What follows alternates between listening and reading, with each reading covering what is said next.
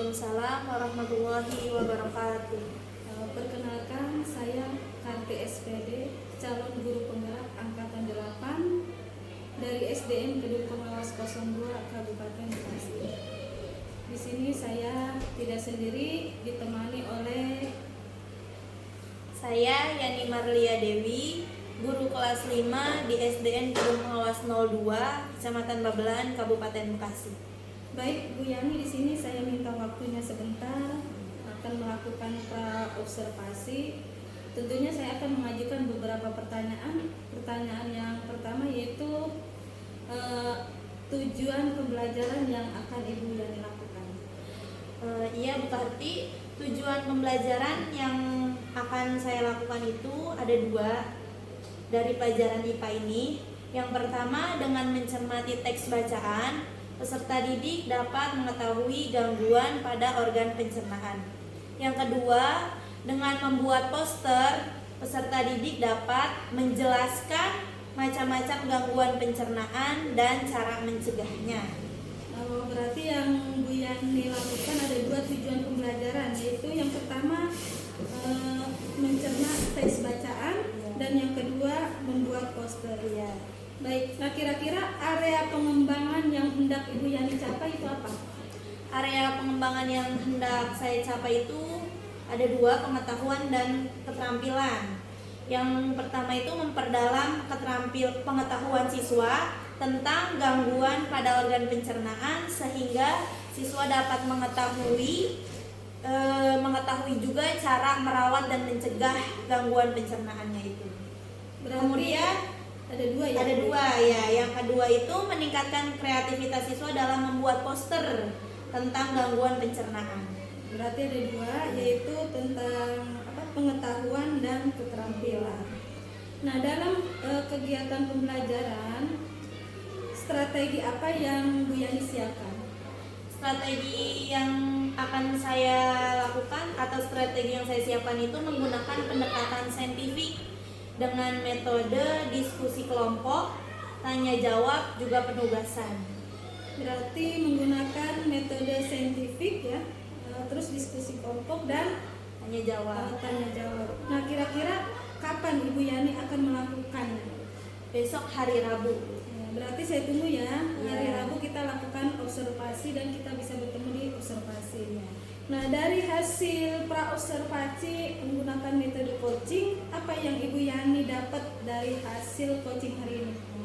Yang saya dapat hasil coaching hari ini itu untuk meningkatkan kompetensi guru, khususnya saya pribadi dalam kegiatan belajar mengajar di kelas. Baik Bu Yani, terima kasih atas waktunya. Ya, sama-sama. Kita bertemu lagi nanti di observasi. Mudah-mudahan observasinya dapat berjalan lancar. Amin. Saya akhiri, mungkin Bu Yani ada kegiatan lain.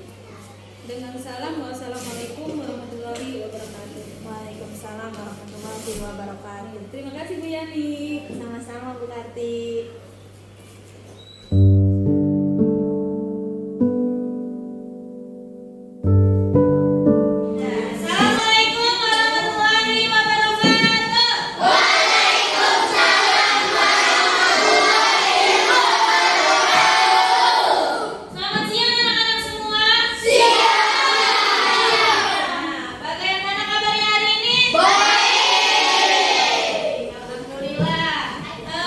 Sebelum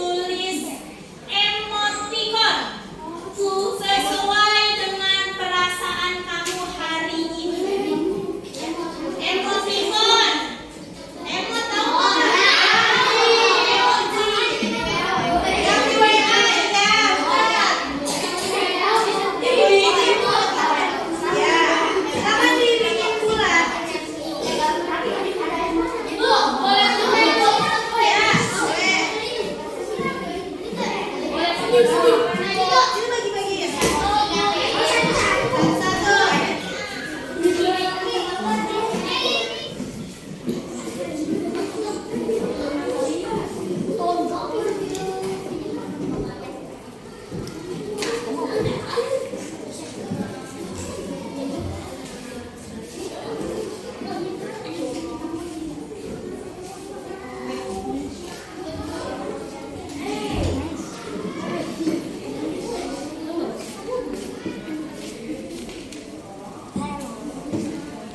Ya baik anak-anak, sekarang kita akan membagi kelompok sesuai dengan kebutuhan belajar kalian.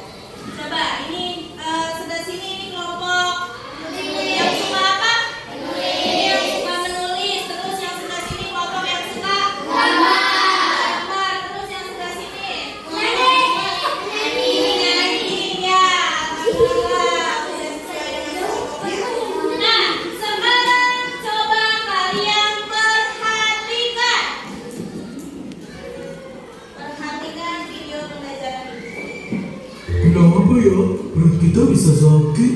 Ini kok, gangguan atau penyakit pada organ pencernaan umumnya disebabkan oleh makanan yang tidak sehat dan pola makan yang tidak teratur.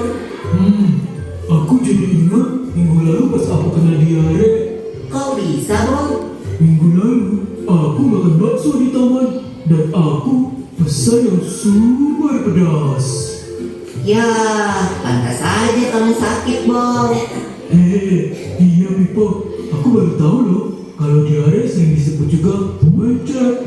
Kata dokterku, seseorang yang terkena diare mengalami buang air besar yang lebih sering dan encer dari biasanya, sama kayak yang aku alami. Walaupun termasuk penyakit ringan, tapi kalau tidak mendapat perawatan yang benar, diare bisa jadi bahaya loh. Dan setauku, diare dapat disebabkan oleh beberapa faktor. Bisa karena mutu dan kebersihan makanan yang buruk, alergi terhadap makanan, atau terlalu banyak makan makanan yang asam dan pedas. Diare juga dapat menjadi salah satu gejala dari penyakit seperti malaria, campak, cacingan, dan infeksi usus. Biar sembuh, dokter menyuruh aku minum Oralit. Oralit adalah larutan yang terbuat dari campuran air matang yang diberi gula dan garam. Untunglah kalau kamu udah gak apa-apa, Bol. Kalau aku pernahnya kena penyakit mah. Gimana rasanya tuh Pipo?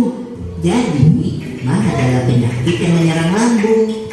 Penyakit mah sering disebabkan karena pola makan yang tidak teratur atau sering terlambat makan. Gejalanya adalah perut terasa perih dan mulas jika terlambat makan. Saat makan pun perut terasa sakit, kadang terasa mual bahkan muntah. Penyakit mah terjadi karena produksi asam klorida yang berlebihan di lambung. Tingginya kadar asam lambung dapat disebabkan oleh makanan yang terlalu asam atau pedas, kopi, maupun alkohol. Oh begitu, berarti kamu harus mengatur pola makanmu. Iya, Bol, tapi ada lagi loh penyakit yang lebih ngeri. Namanya radang usus buntu. Setahu aku, radang usus buntu adalah penyakit yang disebabkan oleh penumpuknya kotoran di usus buntu, yaitu di bagian umai cacing sehingga menyempit. Peradangan juga dapat disebabkan oleh infeksi kuman pada umai cacing. Gejala yang timbul antara lain perut terasa mual disertai muntah, kadang mencret, tubuh mengalami demam, perut bagian kanan bawah terasa sangat nyeri, dan akan semakin parah apabila terjadi penekanan atau guncangan, misalnya batuk atau berjalan biasa. Kalau sudah parah, harus menjalani operasi pemotongan umbai cacing loh, Bol. Tapi sampai saat ini, fungsi dari umbai cacing sendiri belum diketahui dengan jelas. Jadi, meskipun umbai cacing telah dipotong, organ pencernaan yang lain tidak akan terganggu. Aku jadi kapok makan sembarangan lagi. Kita memang harus menjaga kesehatan organ pencernaan kita, Bol. Ada beberapa tips nih. Pertama, harus selalu cuci tangan dengan sabun sebelum makan. Kita harus banyak makan sayur dan buah serta makanan yang berserat. Jangan terlalu sering makan makanan yang terlalu pedas atau asam. terlalu cepat menelan makanan jika belum dikunyah sampai halus. Tujuannya agar kerja lambung menjadi lebih ringan karena lambung tidak perlu meremas-remas makanan terlalu kuat atau terlalu lama. Setelah makan, jangan lupa banyak minum air putih dan hindari minuman beralkohol dan bersoda. Biasakan tutup makanan yang ada di atas meja makan untuk menghindari makanan tersebut dihinggapi oleh lalat.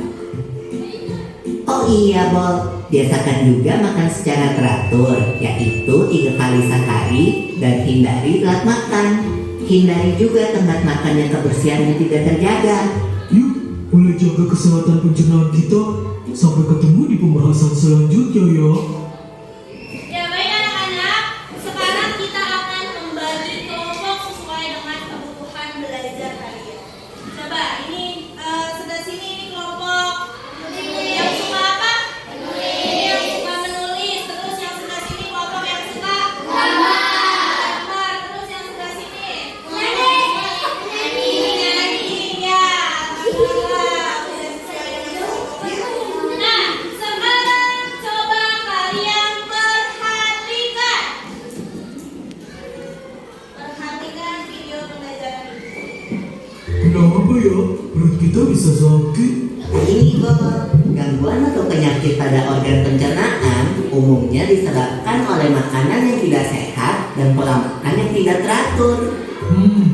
Aku jadi ingat minggu lalu pas aku kena diare. Kok bisa, Bol? Minggu lalu, aku makan bakso di taman dan aku pesan yang super pedas.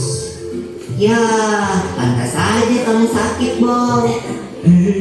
Iya Pipo, aku baru tahu loh kalau diare sering disebut juga becek. Kata dokterku, seseorang yang terkena diare mengalami buang air besar yang lebih sering dan encer dari biasanya, sama kayak yang aku alami. Walaupun termasuk penyakit ringan, tapi kalau tidak mendapat perawatan yang benar, diare bisa jadi bahaya loh. Dan setauku, diare dapat disebabkan oleh beberapa faktor. Bisa karena mutu dan kebersihan makanan yang buruk, alergi terhadap makanan, atau terlalu banyak makan makanan yang asam dan pedas. Diare juga dapat menjadi salah satu gejala dari penyakit seperti malaria, campak, cacingan, dan infeksi usus. Biar sembuh, dokter menyuruh aku minum Oralit.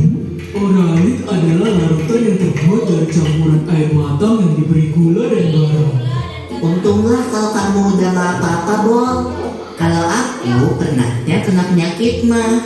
Gimana rasanya tuh Pipo? Jadi, mah adalah penyakit yang menyerang lambung. Penyakit mah sering disebabkan karena pola makan yang tidak teratur atau sering terlambat makan. Gejalanya adalah perut terasa perih dan mulas jika terlambat makan. Saat makan pun perut terasa sakit, kadang terasa mual bahkan muntah. Penyakit mah terjadi karena produksi asam klorida yang berlebihan di lambung. Tingginya kadar asam lambung dapat disebabkan oleh makanan yang terlalu asam atau pedas, kopi, maupun alkohol. Oh begitu, berarti kamu harus mengatur pola makanmu. Iya, Bol, tapi ada lagi loh penyakit yang lebih ngeri. Namanya radang usus buntu. Setahu aku, radang usus buntu adalah penyakit yang disebabkan oleh penumpuknya kotoran di usus buntu, yaitu di bagian umbai cacing sehingga menyempit. Peradangan juga dapat disebabkan oleh infeksi kuman pada umbai cacing. Gejala yang timbul antara lain perut terasa mual disertai muntah, kadang mencret, tubuh mengalami demam, perut bagian kanan bawah terasa sangat nyeri, dan akan semakin parah apabila terjadi penekanan atau guncangan, misalnya batuk atau berjalan biasa. Kalau sudah parah, harus menjalani operasi pemotongan umbai cacing loh, Bol. Tapi sampai saat ini, fungsi dari umbai cacing sendiri belum diketahui dengan jelas. Jadi, meskipun umbai cacing telah dipotong, organ pencernaan yang lain tidak akan terganggu. Aku jadi kapok makan sembarangan lagi. Kita memang harus menjaga kesehatan organ pencernaan kita, Bol. Ada beberapa tips nih. Pertama, harus selalu cuci tangan dengan sabun sebelum makan. harus banyak makan sayur dan buah serta makanan yang berserat. Jangan terlalu sering makan makanan yang terlalu pedas atau asam. Saat makan, makanlah dengan tenang. Jangan terlalu cepat menelan makanan jika belum dikunyah sampai halus. Tujuannya agar kerja lambung menjadi lebih ringan karena lambung tidak perlu meremas-remas makanan terlalu kuat atau terlalu lama. Setelah makan, jangan lupa banyak minum air putih dan hindari minuman beralkohol dan bersoda. Biasakan tutup makanan yang ada di atas meja makan untuk menghindari makanan tersebut dihinggapi oleh lalat. Oh iya, Bol, biasakan juga makan secara teratur, yaitu 3 kali sehari dan hindari telat makan. Hindari juga tempat makan yang kebersihannya tidak terjaga. Yuk, mulai jaga kesehatan pencernaan kita. Sampai ketemu di pembahasan selanjutnya ya.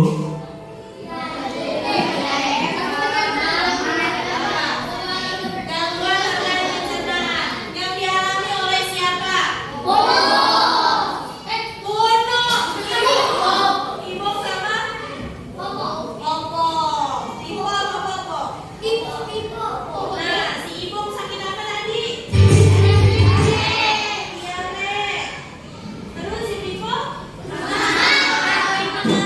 terus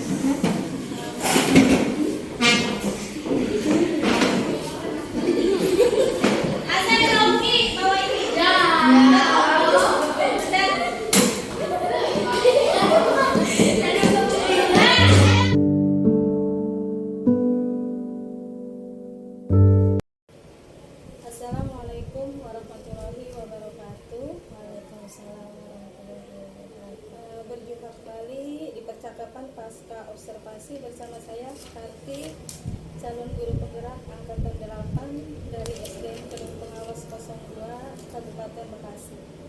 Saya masih ditemani oleh Ibu Yani Marlia Dewi, guru kelas 5 dari SDN Gedung Pengawas 02 Kabupaten Bekasi.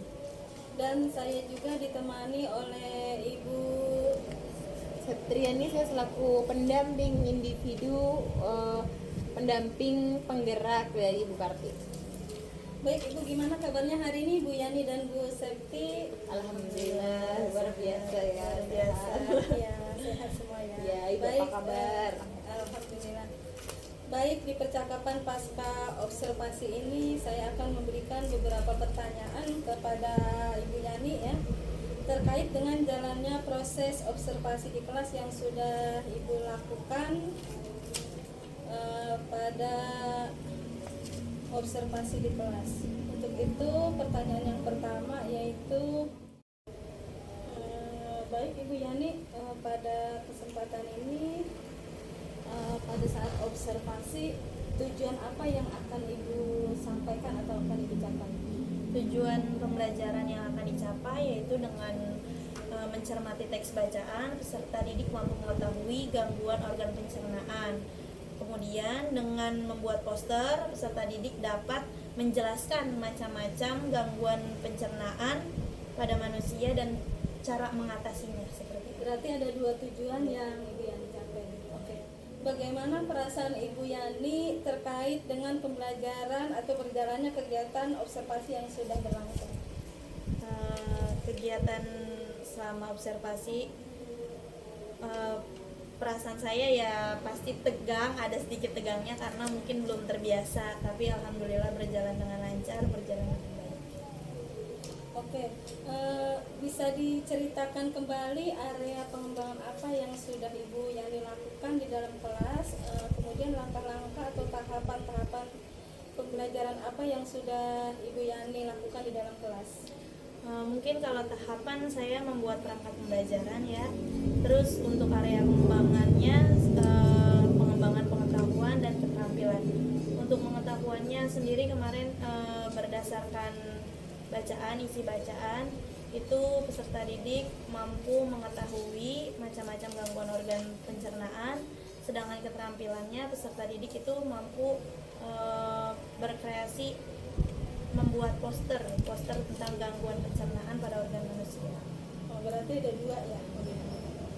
Dan yang ketiga, menurut Ibu Yani sejauh mana area pengembangan yang sudah Ibu sampaikan tadi, apakah sudah berhasil dilakukan di dalam kelas atau belum? Kalau untuk berjalan, alhamdulillah berjalan dengan baik. Cuma memang masih ada beberapa kekurangan menurut saya. Masih ada kekurangannya berarti. Nah, menurut Ibu apa sih kekurangan atau mungkin kendala Ibu ya hadapi selama observasi atau selama proses pembelajaran di dalam kelas? Selama pembelajaran di dalam kelas sebenarnya sama ya kayak guru-guru yang lain juga, masih ada beberapa siswa yang tidak ingin terlibat, artinya tidak aktif di dalam kegiatan pembelajaran itu. Berarti masih ada siswa yang tidak terlibat atau kurang aktif ya dalam pembelajaran. Nah, kira-kira mengapa hal itu bisa terjadi dan kenapa mereka masih kurang aktif atau tidak aktif dalam pembelajaran? Kalau menurut saya mungkin karena jumlah siswa dalam kelompok itu terlalu banyak, terus juga dari gaya belajar yang berbeda, minat mereka juga berbeda, jadi mengakibatkan siswa tersebut kurang aktif. Terus mungkin juga saya bisa menggunakan pendekatan yang sesuai minat anak ya, kayak gaya belajarnya visual atau audiotorik atau kinestetiknya, sehingga mungkin mereka bisa merasa nyaman dan mungkin bisa memberikan dampak belajar yang positif untuk mereka sendiri. Oh, jadi itu adalah sebenarnya rencana ke depan pada saat nanti proses pembelajaran ke depan ya Bu. Nanti Ibu akan menyesuaikan dengan gaya belajar anak, itu gaya belajar dengan auditory ya, visual atau kinestetik. apa yang Ibu rencanakan dapat terrealisasi dan memberikan konsep pembelajaran yang lebih baik lagi. Saya tunggu cerita Ibu apakah bisa direalisasikan ya atau tidak. Nah, kira-kira kapan Ibu akan melakukan perubahan dengan rencana yang Ibu akan sampaikan atau yang Ibu sudah sampaikan tadi? Mungkin kalau untuk saat ini belum bisa ya, mungkin kurang tepat waktunya karena memang ada beberapa tugas yang saya harus selesaikan. Mungkin minggu depan bisa mudah-mudahan bisa dilakukan. Iya, berarti untuk pelaksanaannya akan secepatnya, Iya. karena mungkin minggu-minggu ini besok ya, terutama hari Senin Ibu akan ada AMBK Iya, ya, ngawas AMBK. Tapi mudah-mudahan bisa terlaksana. Baik, selanjutnya saya beri kesempatan kepada Bu Septi untuk memberikan umpan balik atau tanggapan terkait dengan jalannya kegiatan percakapan pasca observasi. Baik Ibu, terima kasih atas umpan baliknya dan tanggapannya terkait dengan kegiatan pasca observasi. Baik, akhirnya rangkaian kegiatan supervisi akademik sudah selesai ya.